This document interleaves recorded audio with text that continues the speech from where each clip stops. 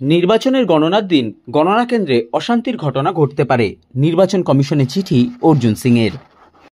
নিশিদিন diagnostic centre, এ complete diagnostic solution. আমাদের ঠিকানা 144/1 central road, Anandapuri, Barrackpore, Kolkata 122। আমাদের যোগাযোগ 9875338719। আগামী 4 জুন ব্যারাকপুর লোকসভা কেন্দ্রের ভোট গণনা কেন্দ্র করা হয়েছে ব্যারাকপুর রাষ্ট্রগুরু সুরেন্দ্রনাথ কলেজে। সেই গণনা কেন্দ্রে অশান্তির ঘটনা ঘটতে পারে। নির্বাচন কমিশনকে চিঠি দিয়ে আশঙ্কা প্রকাশ করলেন ব্যারাকপুর লোকসভা কেন্দ্রের বিজেপি প্রার্থী অর্জুন সিং। তিনি সরাসরি অভিযোগ করেছেন রাজ্যের শাসক দল তৃণমূল কংগ্রেসের বিরুদ্ধে। জগদ্দলে সংবাদ মাধ্যমের মুখোমুখি হয়ে বৃহস্পতিবার তিনি জানান, 2021 সালে আইপ্যাককে সঙ্গে নিয়ে যুক্ত হয়ে আরও এসডিও এরা ইলিগালভাবে যাদের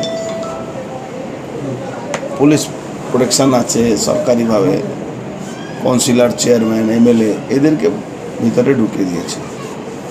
এমএলএতে তো কাউন্টিং থাকবে যেহেতু ক্যান্ডিডেট ছিল, কিন্তু যারা পুলিশ প্রোটেকশন পায়, যদি প্রার্থী না থাকে বা ইলেকশন এজেন্ট না থাকে, ইলেকশন এজেন্ট যদি থাকে তাহলে কিন্তু ওদের ছাড় আছে, আর বাদ বাকি কোনো লোককে যেতে দেওয়া নিয়মে নেই। কিন্তু 2021 সালে আইপ্যাকের সঙ্গে হাত মিলিয়ে এসডিও, বিডিও, এসডিও, ডিএমরা এই ধরনের কাজ করেছে। আমি ইলেকশন কমিশনকে বলেছি অ্যাজ পার রুল এদের যারা পুলিশ প্রোটেকশন পায় যাতে এরা কেউ বুথে কোনো কাউন্টিং এজেন্ট বা এআরও যে পার্টির এআরও থাকে এরা যাতে না দিতে পারে। তৃতীয় হলো ব্যারাকপুরে পার্থভৌমিকের একটা আছে, কি নাম, ডেকোরেটর আছে, যে রান্না টান্না করে, যে কন্ট্রাক্টর আছে, বিল্টু বলে, সে ওখানে এসডিওর সঙ্গে লাইন আপ করছে রান্না টান্না যে হয় অফিসারদের খাওয়াবার জন্য, তার ও ঠিকা নেবে নিয়েছে। ও যাতে না ঢুকতে পারে, কেন ও একটা পলিটিক্যাল লোক, আর ভিতরে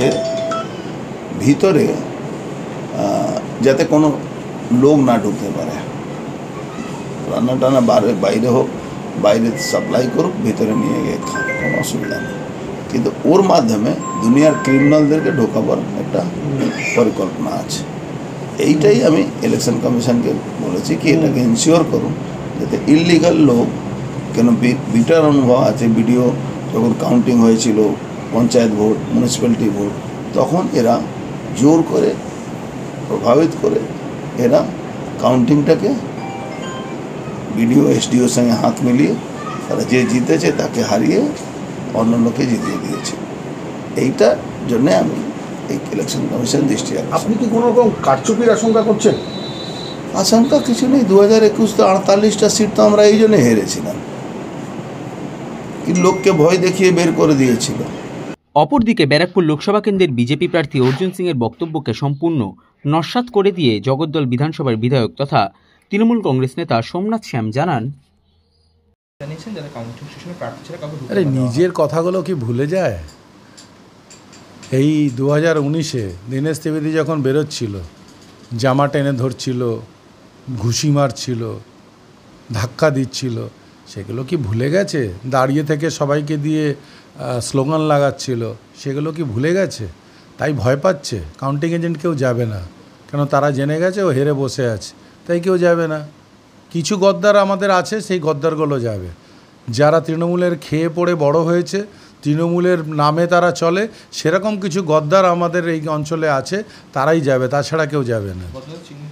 একদম চিহ্নিত হয়েছে, তাদের আমরা ছেড়ে রাখবো ওইখান পর্যন্ত না, দেখা যাক না কাউন্টিং পর্যন্ত কারা পৌঁছায়, তাহলে তো সরাসরি বলতে পারবো। সাধ্যের মধ্যে স্বপ্নের ফ্ল্যাট খুঁজছেন?